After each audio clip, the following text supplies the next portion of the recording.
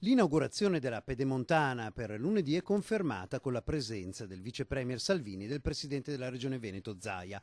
La cerimonia si terrà proprio al casello di Breganze, che servirà da interconnessione con l'autostrada 31 Valdastico, che tanto ha fatto disperare perché ci sono voluti mesi per rendere operativo il pagamento, visto che il software tra le due società concessionarie non erano sincronizzati, quindi i primi 7 chilometri erano pronti da mesi, ma l'informatica non c'era verso che facesse la sua parte. Nel frattempo i nemici della grande opera, il cantiere pubblico più grande in Italia, hanno continuato ad agire, come per esempio il 5 Stelle Costa, che prima pone dubbi sulla realizzazione, poi fa retromarcia dopo aver fatto imbestialire i colleghi leghisti di governo e l'intera regione Veneto.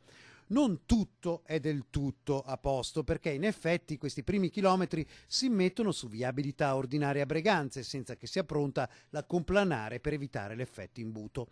Il problema pratico è reale, ma si tratta di quisquiglie per la politica. Perché? Perché soprattutto c'è la decisione di Salvini di inaugurare in pompa magna i primi 7 chilometri con un atto simbolico e di fatto fortemente politico.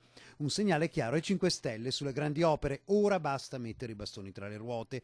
E questo vale per la Pedemontana Veneta, ma anche per gli altri cantieri, a cominciare dal nodo della TAV.